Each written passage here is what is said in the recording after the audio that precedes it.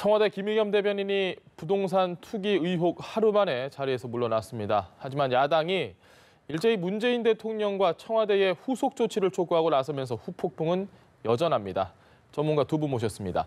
배종호 세한대 교수 그리고 장성호 건국대 행정대학원장 스튜디오에 나와 계십니다. 안녕하십니까? 네, 안녕하세요. 예, 반갑습니다. 반갑습니다. 자, 김의겸 청와대 대변인이 25억 상가 건물 매입 논란 하루 만에 일단 물러났습니다. 천천히 저희가 얘기를 할 텐데 거취를 하루 만에 이렇게 빨리 결정을 한 그 자체는 어떻게 판단하십니까? 굉장히 좋지 않은 악재라고 판단한 것 같습니다. 예.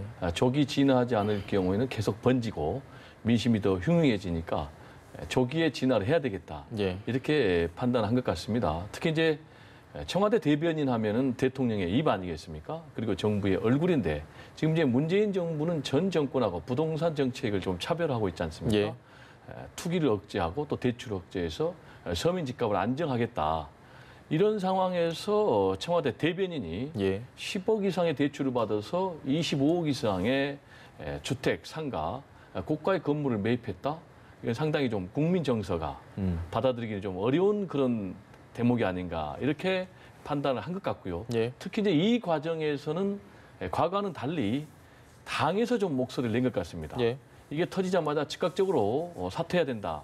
이렇게 의견을 개진을 했는가 하면은 그리고 또 어제 최고위에서도 안 된다라는 이제 의견을 정리해서 청와대에 전달한 것으로 보이고요. 이유는 아시겠지만 지금 당장 4.3 보궐선거가 진행 중에 있지 않습니까? 예. 여기에도 악영향을 미치고 그리고 이걸 계속 놔둘 경우에는 총선까지도 계속해서 영향을 미칠 수 있다. 그런 이제 당의 입장 그리고 국민들의 정서 이걸 판단해서 조기에 진화한 것 같고요. 이렇게 예. 즉각적으로 사퇴한 것은 본인도 잘한 것 같고 문재인 대통령도 잘 현명하게 대처한 것 같다 이런 생각이 듭니다. 떠날 때 했던 이야기가 계속해서 기사가 쏟아지고 있습니다. 네. 아내가 나 몰래 했는데 어쨌든 내 탓이지만 떠나는 마당에 솔직하게 얘기하겠다. 근데 그걸 두고 또 말이 많거든요. 그 부분은 어떻게 보십니까? 글쎄 모든 걸 다 가족 아니겠습니까? 예. 자신의 아내를 여기에 SNS에 올렸다는 것은 저는 상당히 좀 부적절하지 않았나 이렇게 봅니다. 일단은 어차피 청와대 대변인을 물러나기로 결심을 했고 일단 SNS 먼저 올려서 사퇴하겠다 이렇게 했기 때문에 부득이 소치로서 모든 걸 자기가 안고 가겠다 이렇게 하면 될 것인데 이 차후에 있을 여러 가지 또 야당의 공세 사전에 압력을 넣었다 이런 것을 예봉을 피하기 위한 그런 안타까운 멘트라고 생각이 들지만 예. 그럼에도 불구하고 아내까지 여기에 끌어들여서 이렇게 하는 것은 어떻게 보면 청와대 대변인은 상당히 큰 지금 국정의 대통령의 입이라고 할 수 있지 않습니까? 예. 이런 큰 자리에 걸맞는 그런 당당한 모습이 필요했는데 어떻게 보면 변명하는 모습으로 야당이라든가 일반 국민들이 이것에 대해 비판할 수도 있는 소지가 있기 때문에 물론 지금 시중에서는 정말 30년 동안 했는데 집도 없고 절도 없고 한 칸도 없는 이렇게 해서 그건 아쉽다 그런 안타깝다 그런 동정의 여론도 예. 있지만 그럼에도 불구하고 지금 투기라든가 그리고 시세 차익 예. 이런 거에 대해서 야당을 중심으로 해서 강력하게 지금 의혹 제기를 하고 있지 않습니까? 이런 상황에서 지금 문재인 정부의 부동산 국정 방향과 반대적으로 가고 있다는 이런 행태 이런 것 때문에 하기 때문에 결국은 본인이 이거에 대해서 모든 걸 책임지고 깨끗이 물러나겠다. 그리고 앞으로 이런 것을 살펴보고 문재인 정부의 어떤 부동산 정책과 그런 것에 역행된 그런 부분이 있다면 바로 잡겠다. 이런 것들이 훨씬 더 좋은 표현이 아니었나 그렇게 봅니다.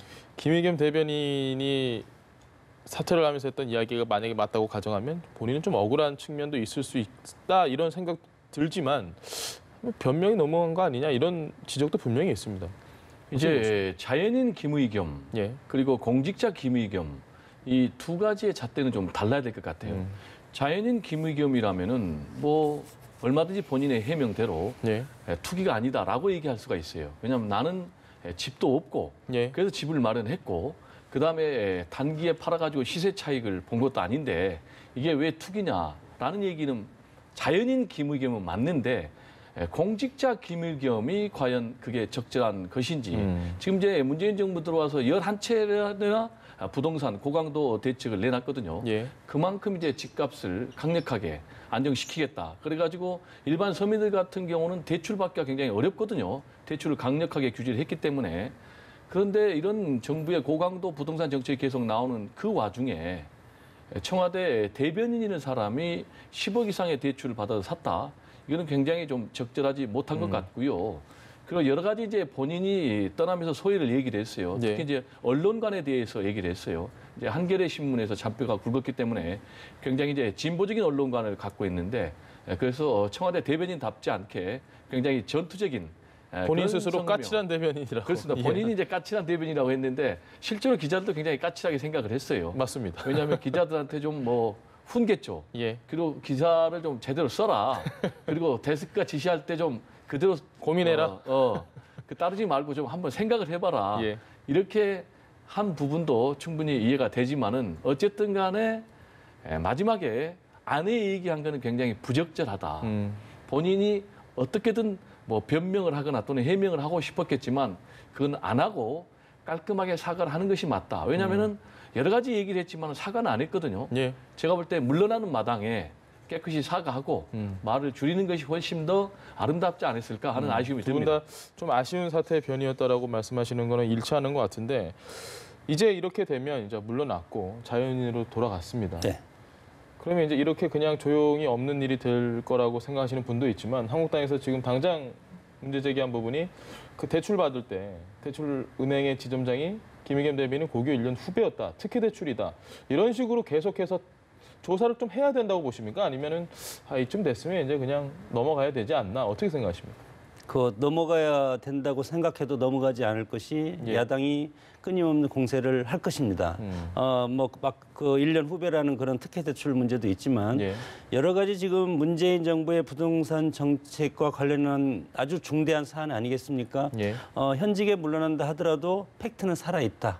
이 청와대 대변인 당시에 이런 행태가 벌어졌기 때문에 정치는 실리라고 생각합니다. 예. 문재인 정부가 2017년부터 6.19 대책부터 해서 쭉 뭐 열 몇 번의 부동산 대책을 하면서 했지만 결국은 청와대 대변인이라는 대통령의 입이 결국은 문재인 정부와 문재인 대통령과의 어떤 일체화에 실패했다. 이런 결과가 나왔다고 봅니다. 그렇기 때문에 야당에서 일단은 사퇴는 사퇴고 이전에 청와대 대변인 때의 그 행태 그리고 문재인 정부의 어떤 정치적인 신뢰 이런 것까지 공격할 가능성이 상당히 크기 때문에 이제 비로소 뭐 대출에 대한 여러 가지 합법성이라든가 예. 절차 이런 거에 대해서 이제 야당이 들고 나올 가능성이 훨씬 커졌다 그렇게 봅니다.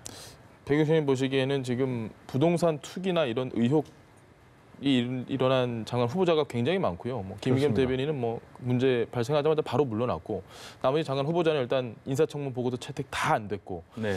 이 정도 되면 청와대 인사 검증 라인에 분명히 이건 구멍이 크게 뚫렸다라는 비판이 있을 수밖에 없습니다. 그 부분은 그렇습니다. 어떻게 보십니까? 지금 현재 이번 김의겸 대변인 사태 그리고 또 7명의 장관 후보자들의 여러 가지 흠결과 별개로 예. 계속해서 한국당에서는 인사 문제가 있을 때마다 조국 민정수석 책임져라, 조현옥 인사수석 책임져라 이렇게 했지 않습니까? 예. 그 배경에는 역시 두 사람을 표적으로 한 것 같지만은 결국 이제 문재인 대통령 때리기라고 대통령은. 봐야죠. 청와대 흔들기를 통해서 반사이익을 얻겠다. 이런 이제 정치적인 속셈이 담겨 있는 상황인데 예. 이번에 이제 김의겸 대변인 사태가 터졌고 지금 7명의 장관 후보자 가운데 상당수가 부동산 투기 의혹 예. 그리고 또 뭐 세금 탈루 의혹 이런 걸로 지금 시비가 되고 있어요. 그러니까 더더욱 더 기회를 만났다. 그래서 조국 책임져라. 조현옥 인사수석 책임져라. 이런 소리가 더 지금 이미 나오고 있지 않습니까? 그럼 이제 중요한 것은 과연 청와대는 어떻게 대응할 것인가라는 부분 아니겠습니까? 제가 볼 때는 이제 문재인 대통령 입장에서는 최대한 방어를 하려고 그러겠죠. 예. 그러나 지금 상황에서 계속해서 방어가 될 것인지 왜냐하면 이제 7명 장관 후보자 여러 가지 흠결이 있는 이런 상황에서 제가 볼 때는 둘 중에 한 명 정도는 어떻든 간에 제가 볼 때는 경질할 가능성이 높다. 그러면 이제 누가 될 것인가? 제가 볼 때는 이제 조현옥 인사수석이 될 가능성이 높고요. 조국 수석은 그대로. 수석은 끝까지 갈 겁니다. 왜냐하면은 아시겠지만 지금 사법개혁을 계속해서 강력하게 밀고 나가야 되는데 예. 조국 민정수석이 만약에 경질될 경우에 이게 좌초할 수가 있기 때문에 그리고 또 하나 지금 청와대 여권의 큰 그림이 내년에 총선 아니겠습니까? 예. 근데 이제 조국 민정수석 같은 경우는 PK 낙동강 벨트 전선 사수를 위해서 지금 부산 차출설이 강력하게 돌고 예. 있거든요. 그래서 제가 볼 때는 어쨌든 간에 조국 민정수석은 껴안고 가고 그때까지는 보호할 것이다. 이렇게 좀 저는 전망을 해봅니다. 배 교수님께 한 가지만 더 여쭤보겠습니다. 지금 청와대 인사 검증 뭐 7대 기준이 있고요. 근데 그 7대 기준에 다 걸리거든요. 네네. 후보자들 같은 경우. 이 정도면 검증 라인에 좀 문제가 있다고 생각하십니까? 아니면은 뭐 야당의 공세가 좀 너무 거센 게 아니냐 이렇게 생각하십니까? 일단 저는 좀 문제가 있다고 여러 가지 객관적으로 예. 평가를 해야 되지 않겠습니까? 지금 이제 5대 인사 배제 기준에서 지금 2가지 더 늘렸지 않습니까? 예. 음주운전, 성문제. 그래서 이제 7대 인사 배제 기준을 했는데 거꾸로 이번에 장관 후보자들을 보면은 이전의 장관 후보자들보다 더 여러 가지로 문제가 많다는 그런 평가들이 많아요. 그렇죠. 그렇다면 왜 이런 문제가 벌어졌을까? 혹시 너무나 내 사람 챙기기에 좀 치중하다 보니까 어떤 검증의 기준이나 잣대가 좀 낮아진 것 아닌가? 또는 청와대 내부에 도덕적인 해이가 있지 않나라는 이런 목소리가 지금 진보 진영에서도 나오고 있거든요. 예. 따라서 이제 문재인 대통령은 어쨌든 간에 이번에 7명의 장관 후보자 문제를 어쨌든 간에 슬기롭게 잘 헤쳐나간다 할지라도 이번 일을 계기로 해서 좀 더 검증의 시스템을 한번 점검을 해보고 스스로의 좀 도덕적 해이 이 부분을 좀 바로잡아야 될 필요가 있지 않나 이런 생각이 듭니다. 알겠습니다. 장 교수님께서는 청와대 이 인사 시스템 좀 어떻게 판단하고 계십니까? 그 노무현 대통령 당시에는 어떤 문제가 있을 때 예. 수석이 바로 책임을 지는 그런 형태를 보였습니다. 지금 문재인 정부도 그런 것들을 반면교사로 삼아야 되지 않을까 그런 시점이 된 것이 집권당하고 대통령의 지지율이 상당히 떨어지고 있지 않습니까? 예. 거기에다가 지금 청와대 대변인 지금 이렇게 해서 물러났죠. 그리고 지금 7대 배제 원칙에 걸리지 않는 후보가 한 명도 없습니다. 7명 중에. 자, 이것은 결국은 시스템에 문제가 있다. 시스템의 책임은 공직 인사 검증과 관리에 총괄하는 조국 수석한테 있다고 봅니다. 조현옥 인사 조현옥 인사 담당도 마찬가지지만 예. 그 윗선이 조국 수석이기 때문에 부실 인사 검증이 내광이고 여당은 이것을 방어할 논리가 지금 없다. 저는 그렇게 봅니다. 그렇기 때문에 인사는 만사라고 하지 않았습니까? 예. 최근에 이런 것은 분명히 문재인 정부에 대해서 상당히 큰 악재다. 그래서 일정 부분 도려내야 된다. 그러나 도려내는 것은 국민들이 이거에 대해서 어느 정도 인정을 하고 또다시 새로워지는구나. 그런 것을 가장 상징적인 모습을 봐야 되지 않겠습니까? 그렇기 위해서 어떤 읍참마속의 심정으로 청와대 인사수석뿐만 아니고 조국 민정수석까지 저는 이 기회에 저는 경질을 해야 되는 것이 옳지 않을까 이렇게 이제 뭐 개인적으로 생각하는데 그것은 뭐 방금 교수님께서 말씀하셨지만 앞으로 차기 총선과 예. 여권의 인재풀과 관련된 여러 가지 어레인지 과정이 있기 때문에 그런 것과 다르지만 그리고 국정은 앞으로 나가야 됩니다. 앞으로 나가기 위해서는 지금 이것을 돌파를 해야 되지 않겠습니까? 예. 그러면 이제 다음 주에 4.3 보궐선거 있고 내년 총선이 있는데 계속 인사 문제에 발목이 잡히면 결국은 대통령의 국정 드라이브가 나가지도 못하고 의회에서는 협치가 깨지고 이러면서 결국은 문재인 대통령이 가장 큰 피해자가 될 가능성이 있다. 그렇기 때문에 인사는 만사라는 그런 것들을 지금 청와대와 민주당은 이것에 대해서 다시 한번 생각을 해볼 그런 기회가 왔다고 봅니다. 제가 이제 이 시스템과 관련해서 좀 예. 얘기를 드리고 싶은데요.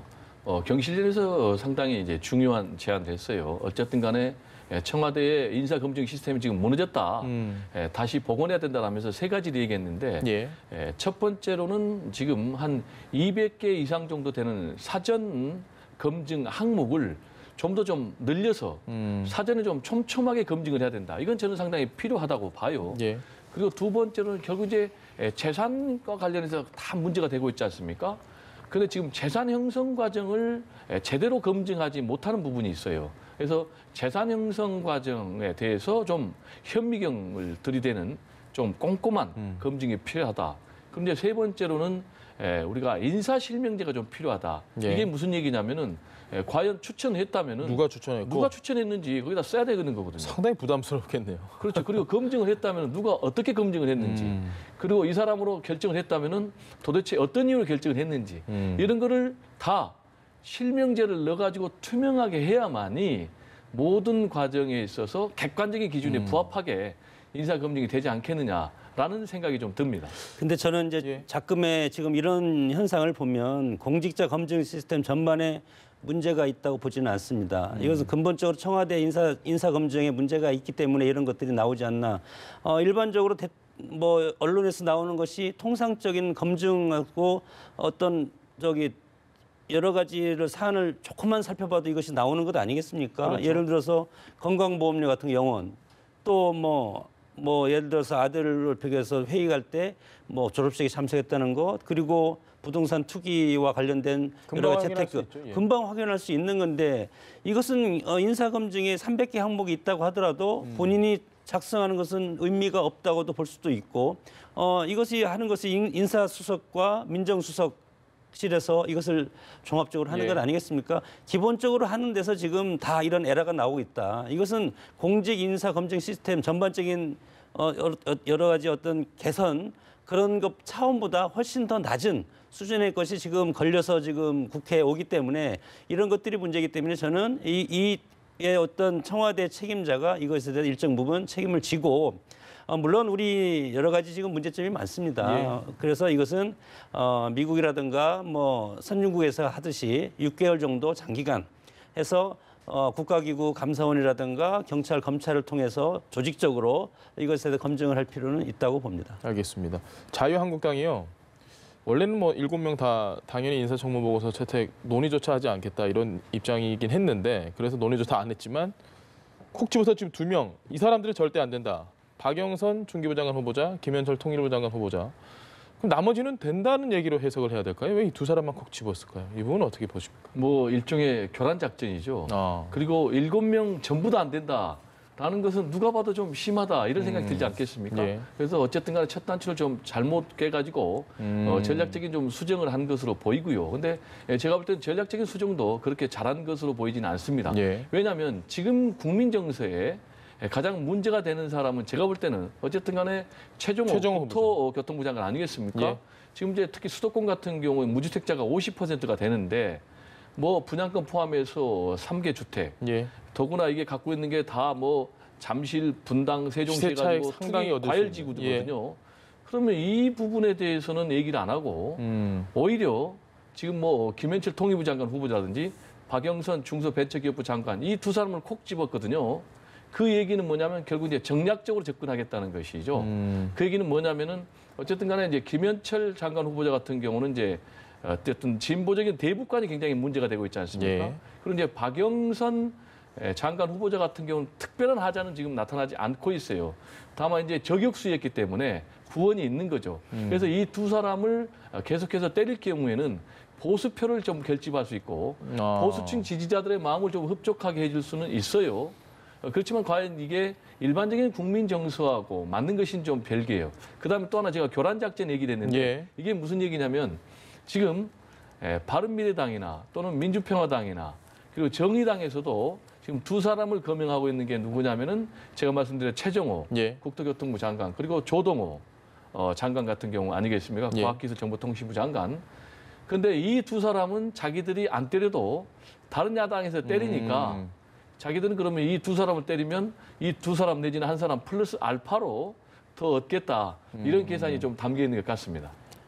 어떻게 보십니까? 최정 후보자가 지금 어쨌든 가장 국민적으로 좀 지탄을 받을 수 있다라고 얘기를 해주셨는데, 네, 맞는 말이고요. 한국당 입장에서는 야당이고 제1야당이고 문재인 정부 민주당은 정치적으로 맞서야 되는 상대 아니겠습니까? 그렇기 때문에 정치적인 논란이 될 수 있는 후보한테 집중하고 예. 그리고 여기에서 찬성한다는 것이 아니고 2명은 의무적으로 낙마를 시켜야 되고 절대 불가고 나머지는 들어가서 보고서를 채택하는데 부적격으로 채택하는 겁니다.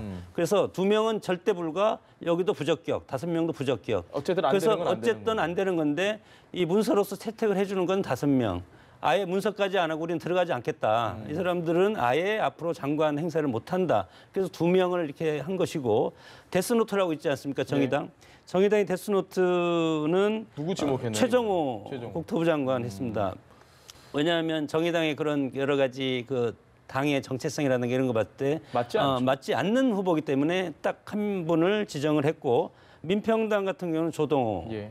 그리고 바른미래는 김현철, 박영선, 조동호. 여기서 보면 조합이 나옵니다. 이 조합을 봐서 지금 뭐 여러 가지 검찰 개혁이라든가 지금 그 개헌과 관련해서 여러 가지 야사당이 그 여당과 야3당이 서로 네. 공조하고 있는 이 공조의 어떤 패스트트랙 공조하는 그 봤을 때는 한 2~3명 정도를 자진 철회라든가 지명 철회를 하지 않을까. 거기에 분명히 속하게 된 것은 최종호 정의당에서 얘기하는 최종호 데스노트에 들어간 최종호 국토부 장관 후보자가 아닌가 이렇게 전망을 합니다. 대통령은 임명을 강행을 할까요? 아니면 일단 우리가 상황을 좀 봐야 될까요? 자진 철회하는 모습까지 좀 지켜봐야 될까요? 어떻게 생각하십니까? 대통령은 이번에 임명 강행하기는 좀 어렵죠. 왜냐하면 당에서 이미 입장 개진을 했기 때문에 예. 중요한 것은 당에서 어떤 입장을 내놓을 것인지 그리고 또 대통령이 어느 정도 수용할 것인지 이것 같아요. 근데 이제 집권 3년 차라는 게 굉장히 위험한 시기입니다. 왜냐하면 역대 정권 다 집권 3년 차에 위기에 봉착했고 예. 또 집권 3년 차에 치러진 선거 역대 정권도 다 참패를 했거든요. 그렇기 때문에 지금 청와대, 당 모두 긴장할 수밖에 없는데 특히 이제 긴장도는 당에서 더 심할 수밖에 없죠. 왜냐하면 당은 당장 민심, 그 표를 먹고 살아야 되는 그런 입장 아니겠습니까? 예. 그러니까 민심을 더 반영을 해야 되죠.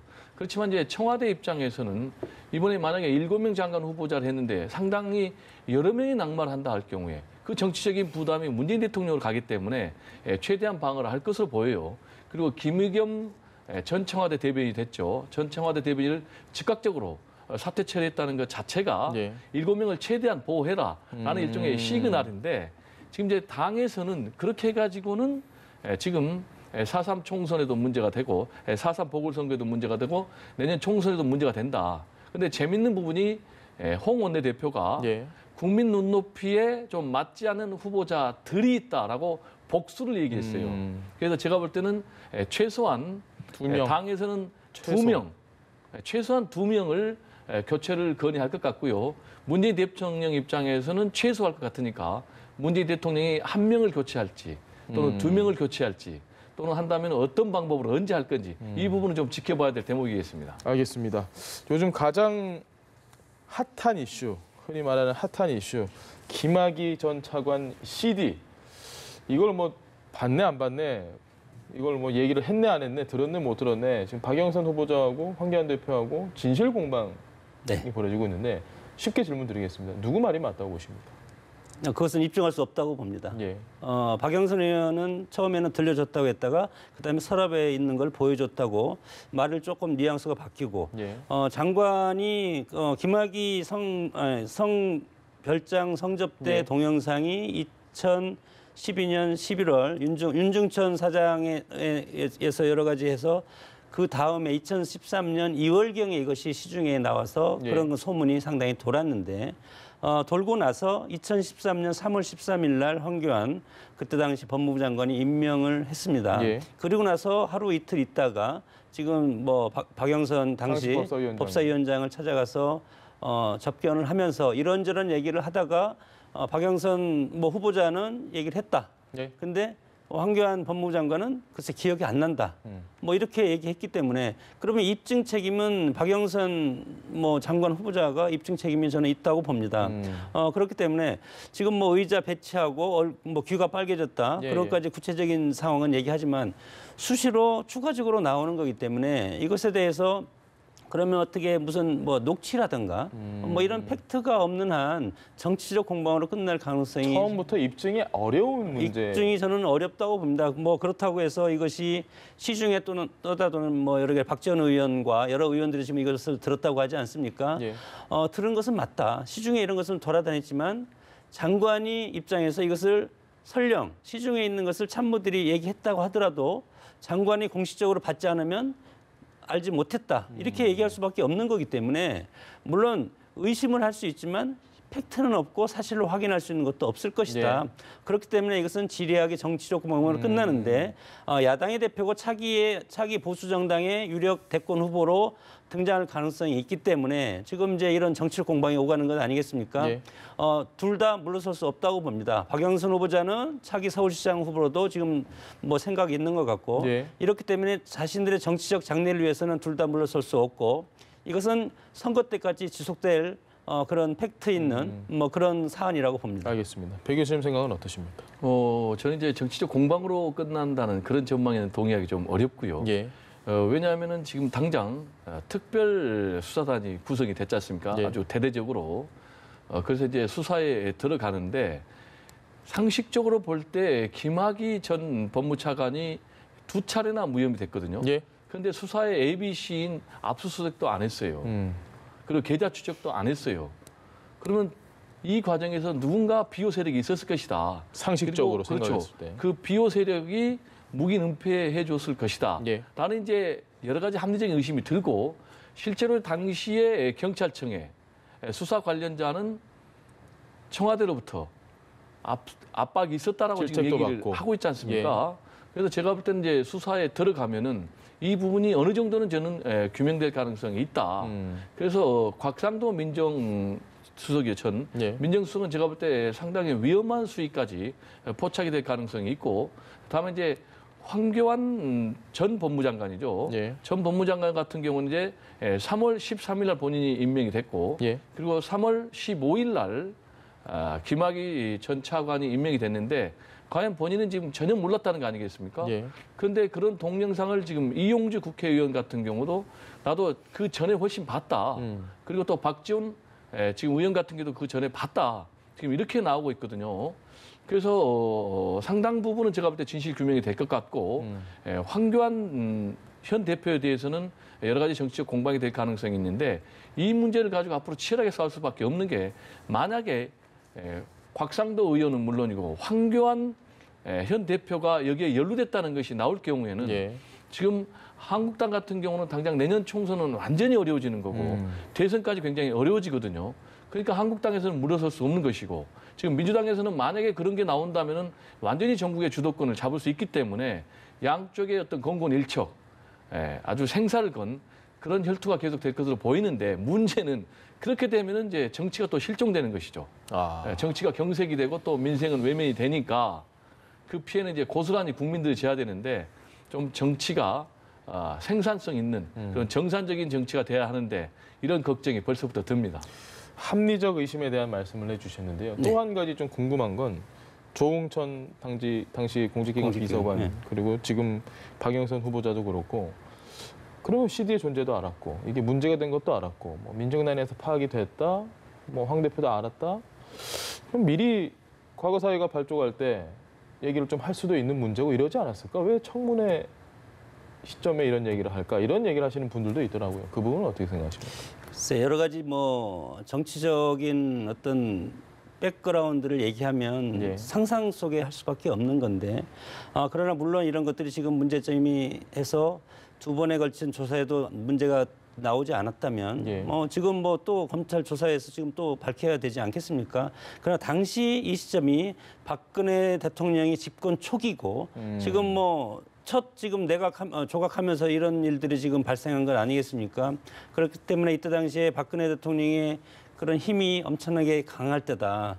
강할 때이기 때문에 대통령의 지시, 임명 지시, 예를 들어서 이런 것들이 있었을 경우에는 이런 사안에 있어도 묻혔을 가능성이 상당히 저는 크다고 봅니다. 그때는 얘기를 못했지만 문재인 정부 들어서 네. 진상조사단이 과거사에 발족했을 때 네. 그때라도 얘기를 좀 할 수 있지 않았을까요? 글쎄 얘기를 해야 되는데 지금 그때 당시에 최동욱 검찰총장이었고 예. 조홍천 공직기관 비서관이었고 물론 지금 한국당에는 곽상도 당시 민정수석 그리고 그 위에는 법무부 장관 황교안 현 대표 예, 예. 이렇게 있기 때문에 그러나 검찰에서 이것을 조사를 못한 것도 마찬가지로 지금 새로 발족된 조사위원회에서 이것에 대해서 다시 조사를 해야 되는데 과연 이때 조사한 것보다 훨씬 더 많은 것이 나올 수 있을 것인지 지금 이런 과정에서 정치적 공방이 엄청나게 커질 겁니다. 그래서 교수님께서 말씀하셨듯이 이제는 내년 총선이 1년도 안 남았는데 1년 정도 남지 않았습니까? 이 상황에서 국회에서 협치는 저는 끝났다고 봅니다. 이런 정치적 공방이 끝나고 어느 한 곳이 이것에 대해서 밝혀지거나 인정이 될 경우에는 앞으로 미래가 없지 않습니까? 그렇기 때문에 서로 강대강, 치열하게 강대강으로 맞붙을 가능성이 크다. 그러면 정치가 실종되고 그런 결국은 국회에서의 앞으로의 개혁 입법이라든가 이런 것은 이미 다 물 건너갈 가능성이 상당히 크고 그런 가운데 내년 총선이 지나면 바로 또 대선입니다. 예. 그러면 문재인 정부가 앞으로 할 일이 엄청나게 많아야 되는데 그런 개혁적인 입법을 통해서 국정의 성과 이런 것들이 물 건너가기 때문에 이번 조사를 통해서 이런 것들이 윤중천 건설업자 이분으로부터 나왔던 여러 가지 성접대 여러 가지 문제 이런 것들이 네. 이번 기회에 모든 것이 백일화에 명명백백하게 드러나기를 저는 기대합니다. 비슷한 질문 드리겠습니다.